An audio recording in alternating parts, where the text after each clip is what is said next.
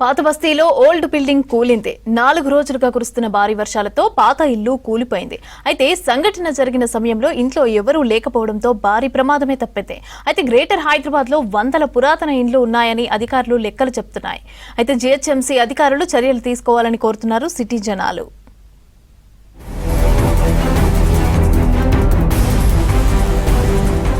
Hyderabad old సిటీలో భారీ వర్షాలకు పురాతన ఇల్లు ఒక్కసారిగా కుప్పకూలింది. 4 రోజుల నుంచి కురుస్తున్న వర్షాలకు గోడలు పూర్తిగా నానాయి. దీంతో హుసేనీ ఆలం దగ్గర ఉన్న 114 ఏళ్ల క్రితం కట్టిన ఇల్లు కూలిపోయింది.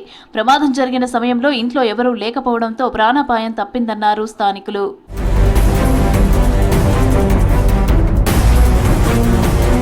నిజాంల కాలంలో నిర్మించిన మరిన్ని ఇండ్లు ఓల్డ్ సిటీలో ఉన్నాయంటున్నారు స్థానికులు. పాత బస్తీలో 200కు పైగా ఉండగా గ్రేటర్ హైదరాబాద్ లో మొత్తం 400కు పైగా పురాతన భవనాలు ఉన్నాయని అధికారుల లెక్కలు చెప్తున్నాయి.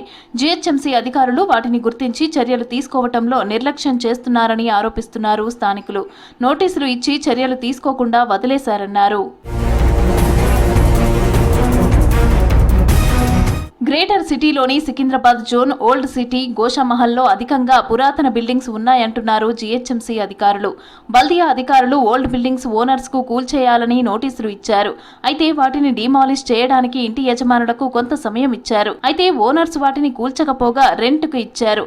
ఆ బిల్డింగ్స్లలో చాలా వరకు షాప్స్ నిర్వహిస్తున్నారు.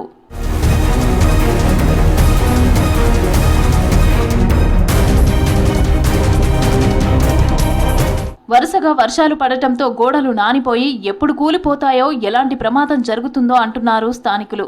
జీహెచ్ఎంసీ అధికారులు చర్యలు తీసుకోవాలని కోరుతున్నారు ప్రజలు.